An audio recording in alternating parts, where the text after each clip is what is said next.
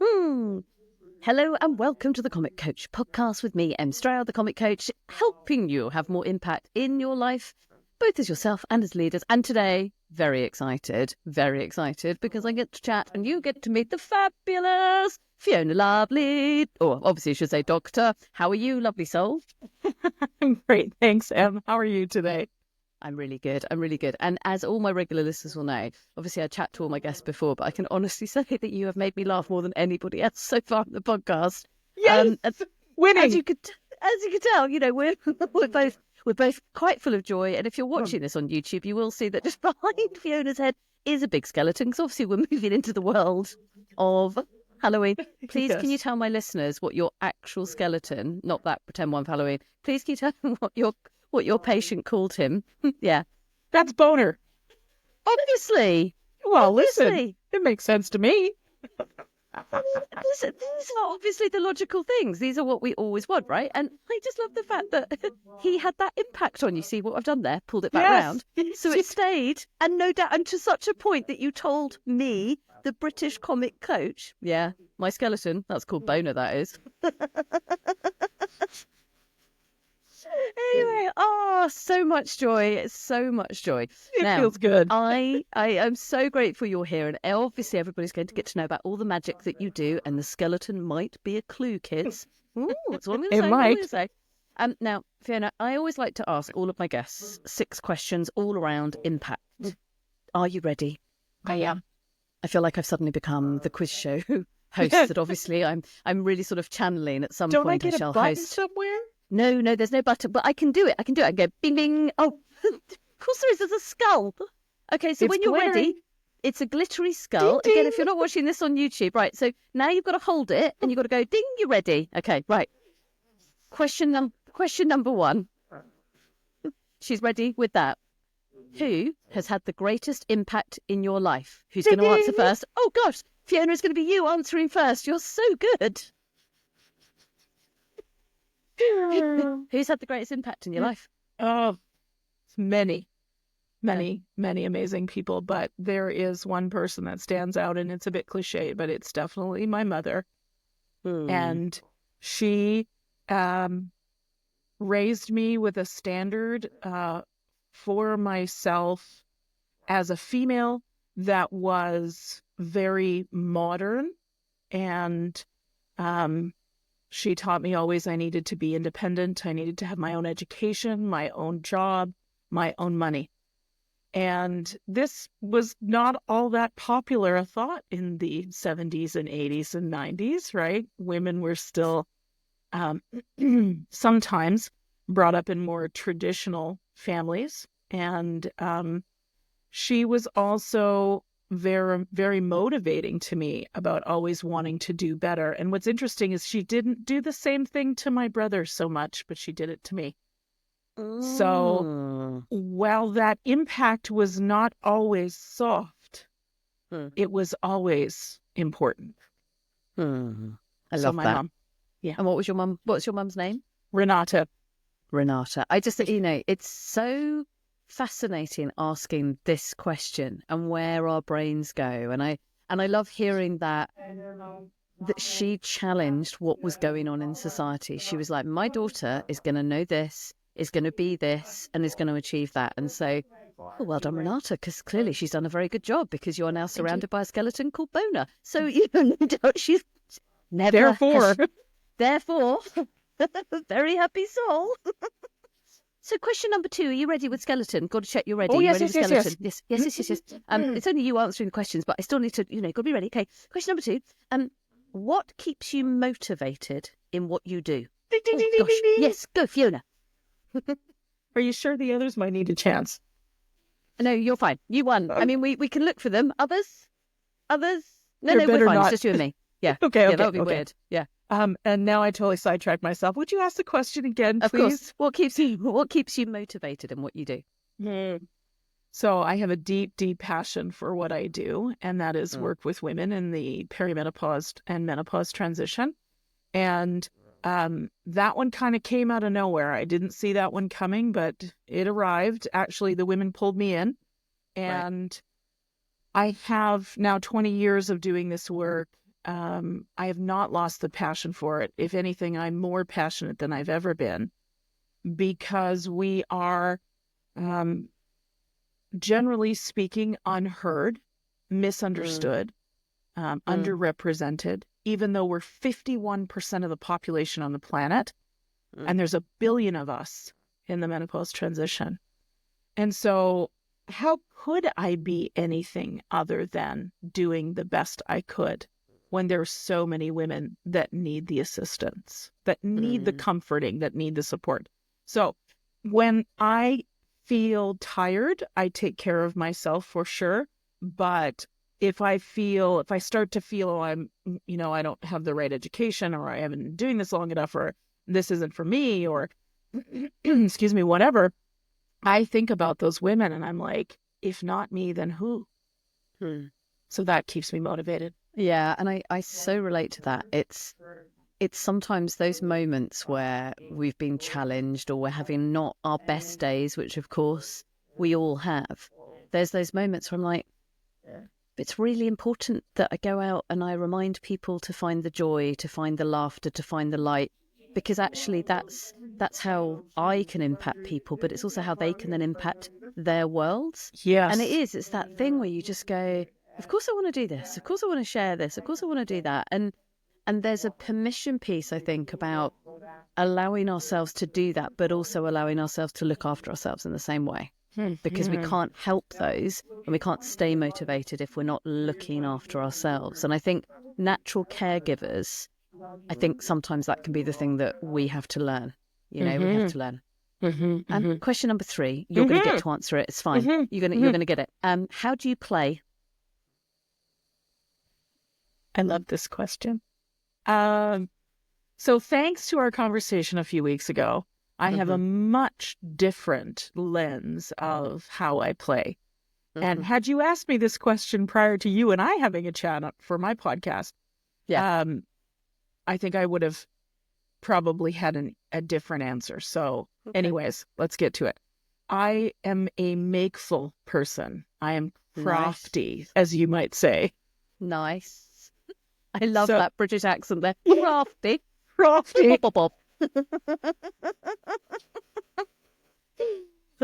I enjoy crafts of all kinds. I'm very much a knitter, so my needles are never very far from me.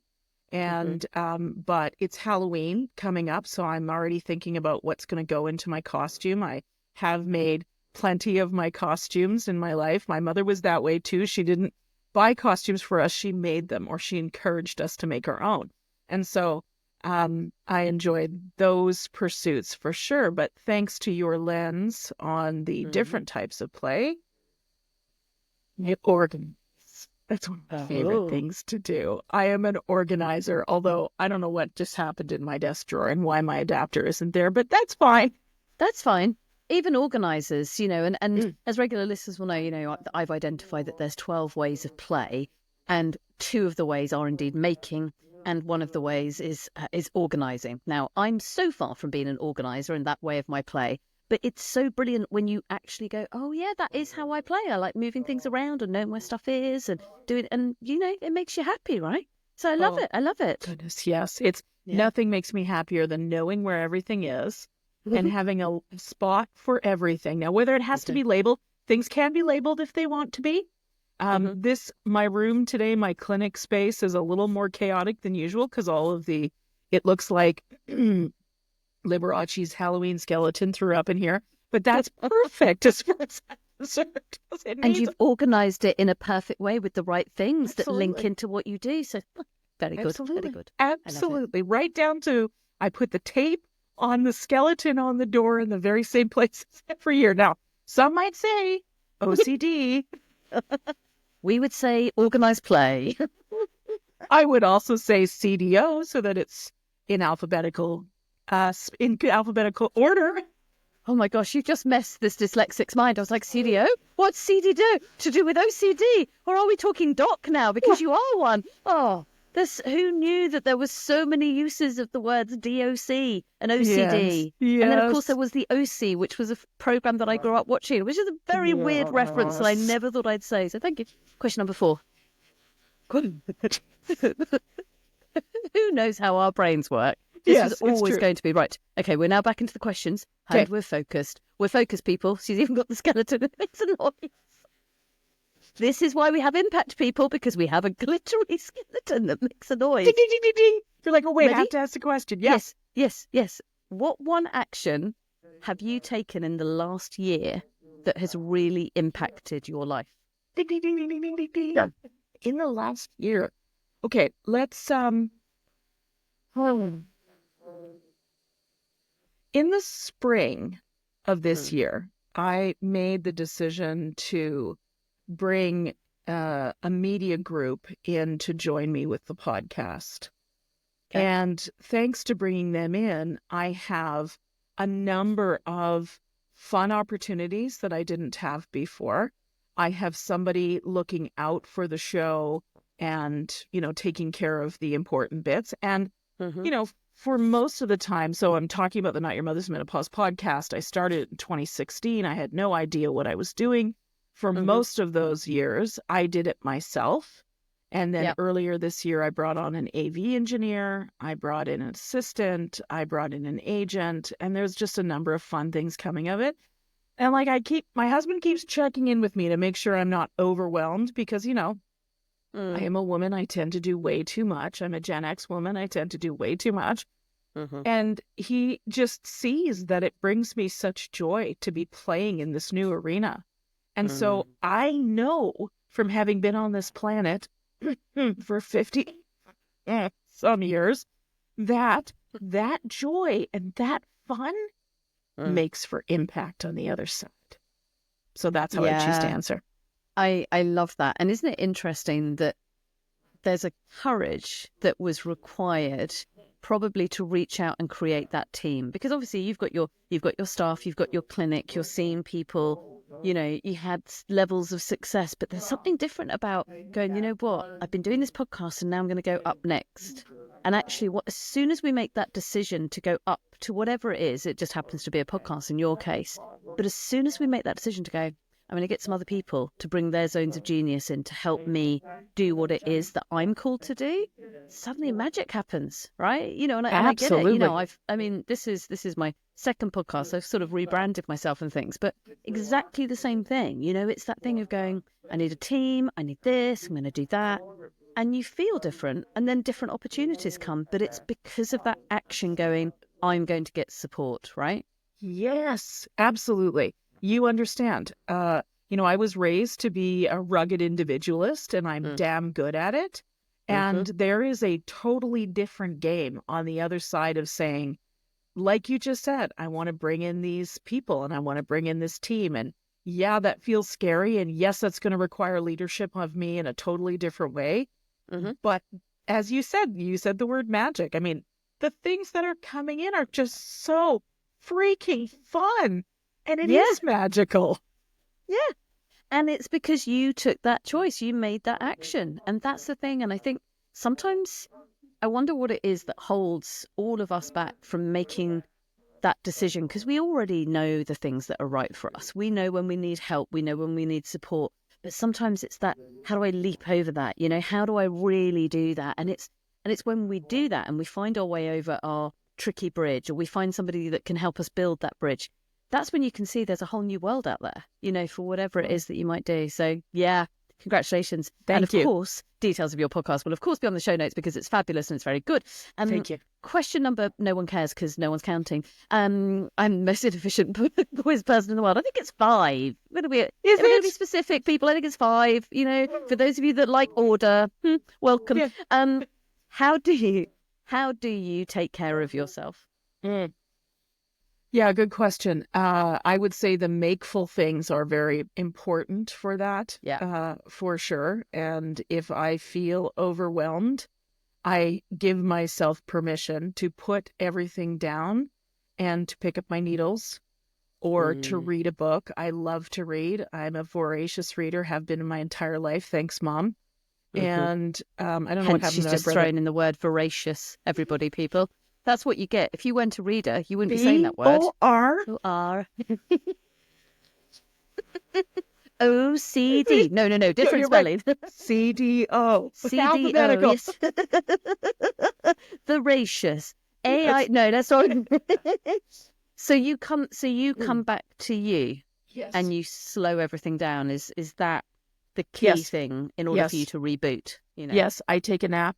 I meditate. And if I really get stuck, then I know I need to move my body. Okay. So I'm a huge fan of the bedroom dance party. Literally turning on a great bit of music that makes me want to shake my booty. And I do it until I feel like I don't want to do it anymore. And that might be 10 minutes, and it might be half an hour. Yeah. But it's a great way to discharge energy because, I'm like everybody else. I get stuck in the traps of, oh, I need to learn this more before I talk about it, or I need to do that, or I have to hire all these people before I'm legit. And, I just get stuck in the traps, and I'm wise enough to know in my perimenopause that I go, wait a minute, you've seen this before, Fiona, you recognize it. Like, this is just some BS programming from your childhood or from the way you were raised or whatever. Just go shake your boobies, shake your booty, and then everything's fine. Yeah. And it's that whole thing, isn't it? And, I remember reading some studies about dancing is one of the most effective ways of us as human beings changing our state. And actually, I think it's only us and about 3 or 4 other mammals that have lost the ability of shaking after we've had something that scared us or done something. And it's like, it's like Taylor Swift. She knows what she's talking about. That shake it out is true. And it makes us feel better, which then means we can go and have more impact. But you're so right. That comes from actually acknowledging where you are and having the courage to slow down and go, whoa, whoa, whoa, whoa, whoa, this is not good. Now I need to do something about it, rather than just trying to plow on. So, yes. And that's what we were taught, was that industrialness, right? Industriousness. Just keep going. No matter what, you just keep going. Do not rest. Keep going. Keep achieving. Keep moving. And suddenly you go, no, I don't need to. So, I mean, it's so interesting because this week for me, I've just come back from doing quite a lot of traveling. As you know, I was in Canada only 2 weeks ago. Then I was up in the north of England. Ironically, to get to the north of England, it takes almost as long as it does to get to Canada because our transport system is so brilliant. And, but it's a whole lot of traveling. And actually this week, I was like, you know what? I'm feeling quite tired. So bar doing some stuff, I've slowed down because it's like, it's all right just to have a moment to rest. But I've had to work and pay attention to that. So I'm there with you. Right. So the final of the quick questions, which haven't been quick because it's you and me, and it's completely fine because that's the whole point of the podcast. Yep. And what have you been thinking about in the last couple of days? What's really been in Fiona's mind? I can be a bit one-minded when it comes to my work. I do love my work, so I am going to talk about the ladies that listen to my show. Yeah, of course. And the women who come into the clinic to see me. I am wishing there was an easier way for me to have a larger impact, because when I'm one-on-one with a patient and I can see the information I'm giving her is giving her permission to care for herself in a different way, or maybe giving her the language and permission to talk to her doctor in a different way about her menopause. I've got the podcast and, with millions of listeners around the world, which is so amazing. And I feel every one of them. And I know, right? I'm just doing the cheer. I'm just doing the cheer of like millions of listeners. It's like, this woman really does know her stuff. So if you want to go listen to it, do go listen to it. Thank you. I was recording an episode last night and there was something I said and I could feel the listeners it resonated with, even though it hasn't even been released yet. I just knew it made almost like a disturbance in the field in a good way is how I would describe it. So I have been thinking about that. And I'm just launching an online community for women that can reach me around the world because, not everybody is here close by and nor maybe they don't want to be. So that's always what I'm thinking about is how can I help more women in a bigger way. And that has very much been front of mind. And oh, by the way, this happens to be Menopause Awareness Month. I don't know if you know. It's also World Mental Health Day. I mean, there are so many. That's when we're recording this. I mean, you do have to be now, Menopause Awareness Month is very important and World Mental Health Day, super important. But there is also a part of me that's like, oh, we now have the Biro Pen Day. You know, it's like, so somebody's I like, know. let's create a day for the pens. There's a pen going past Yeah. your screen if you watch on YouTube. Oh, why have we created the day for pens? Oh, it's good. Oh, look, they're flying in opposite directions now. But, you know, but it's Pens are amazing. They are. They're everywhere. You should have a day for them. Oh, wait. Oh, we've just made one. But Oh, wait, we made one. Yeah, it's just like that. But it's that thing. And somebody said that, who I saw who was posting about it being World Menopausal, Awareness Month. And it was like, shouldn't just be the month. It's a bit like when there's Lesbian Visibility Week. And I'm like, well, because the rest of 51 other weeks we're just hiding, going, hello, any second now there'll be the week when I'm allowed to come up. Hang on a second, I'm not visible because it's not Lesbian Visibility Week. Oh, no, I'm back now. I know what you're saying. And it's just like, I think we just have to be reminded sometimes that it isn't all just fucking hunky-dory all the time, number one, and that we all deserve to be seen no matter where we are in our gender, our age, our community, our society. So it's kind of weird, but we have to remind ourselves, like Mental Health Day. I love days like that because we start to see people opening to an idea of, well, maybe what I'm experiencing I could get some help with instead of just suffering in silence. So to all the pens out there that do not feel appreciated, we've got your back. We have your back. Em's going to decide what day is National Pen Day, but I'm there. We will. And Patty will join us too. She'll join us. Yeah. For those of you that don't know, the fabulous Patty M. Hall, she's helped both of us write our books. She has. And she's an amazing human being. So do check out Patty M. Hall. But you're right. And that is the gift, isn't it? In terms of, in your space, particular in terms of menopause, and you can see it's starting to shift. More people are talking about it. I think there's a safety that I've seen within the UK, and the UK is ahead of the rest of Europe about talking about it. And it's that thing of going, we have to be the trailblazers, and you have to do the things like creating the podcast, but taking that action of going, I'm going to get a team. Because the more people hear you talking about the menopause, the more they can go, oh, maybe I could go and get some help, or maybe this is what's going on for me. And how beautiful is it that that is the magic that you're doing? Now, I obviously could talk to you for 4.5 years and not get bored. However, I am aware of your time and, of course, my good listeners' time. How do they find your podcast? How do they find you so that when your online community happens, where do they find you, lovely? Where can they find you? Okay. I got you. Okay. drlovely.com is my website, and pretty much everything that you need to know. Might be my most favourite website I've ever heard. Hi, everybody. You might recognise me from drlovely.com because you are lovely and you're a doctor. It's so good. It's like, so good. And here's the question I get. Is that your actual name, or did you change your name to something cool? No, I was born a Lovely. My dad's family is the Lovely family. And my husband will often say, he'll often say, well, can I be Mr. Lovely? I'm like, no, dude, that's my dad and my brother. That's weird. We can't have that. Yeah. And I suggest Mr. Dr. Lovely, but he doesn't like that so much. So we'll just, kind of move on from that. The podcast is called Not Your Mother's Menopause. It is available on all platforms. Instagram and TikTok are at drlovely.com. That was the other two I was trying to remember, but there we go. That's where you can find me. I am so grateful that you have come on the Comic Coach podcast with me, Em Stroud. I'm going to put myself out here. I would like you to come back in 6 months' time. You're going to be my first guest that I'm going to ask to come back so we can dive even deeper into your world and your work, because I think it's super important, and I want to talk more about impact with menopause and things like that. And so if you come back, I'm going to ask you to come back, and we're going to dive even more into your world of your work and everything else like that, because I think what you're doing is so important. Thank you. So bear with us, callers.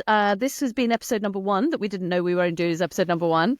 And in about 6 months' time, you will be able to catch episode number 2 with me, the Comic Coach, Em Stroud, and Dr. Fiona Lovely, or as we like to know, drlovely.com, just because it sounds brilliant. Fiona, it has, of course, been a joy. Thank you, O Skeleton. Bing, bing, bing, bing, bing, yes. bing, bing, bing, You're Estelle. welcome. Bing, bing, bing, bing, bing, bing, bing. And of course, good thanks to Boner. Yes. Again, I never thought I was going to end a podcast on saying thank you to a boner, but I just have. Next time I'll bring Boner a little closer, okay? And, and all of us are very excited. Not that I know we're going to end it here. How much do you love Dr. Fiona Lovely? She is just so lovely, isn't she? And it's so interesting, right? Asking these questions of awesome people. And today, I think the thing that really struck with me from that conversation was the fact that she said that the biggest action she's taken has been getting that team. And there's something for me, and I think this is partly where I am at the moment as well, about who do you have in your corner that really impacts you? And this can be professionally and personally. And actually, what I've really felt and noticed for myself in the last year, and really particularly in the last few months, is that I'm really conscious of who I'm listening to. I'm really conscious of who I'm letting impact me, Em Stroud. Who is it that I'm engaging with? How am I engaging with them? Who are the people that are really impacting me so that I can be the best Em? And I know in the past, probably like all of you, I've had voices that haven't been quite so positive. Or I've had people that were really well-intentioned, but perhaps seeing things from a really different perspective to mine. But I took their words to be almost the truth because I saw them as the expert or the person that I'd put up on a pedestal.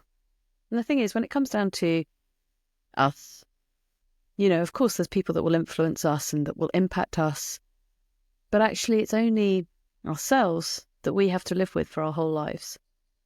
And so quite often, it's the work that we have to do in our own internal voice and our own internal monologue that can be so important, because if that isn't kind, and as I said, today I'm recording this on World Mental Health Day, part of the biggest work that I've had to do on myself, which has impacted me in my life to such an extent that I'm doing this podcast, has been, how can I be kinder to myself?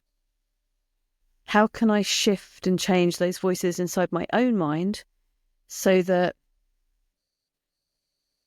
I can, in essence, talk to myself in the way that I talk to other people? And that has probably been one of the biggest shifts. Do I get it right all the time? No, of course not. Do I still have days when my internal monologue is not particularly helpful? Yeah. But you know what? That happens far less often than it used to. And that happens because I've worked on it and the people that I listen to have changed.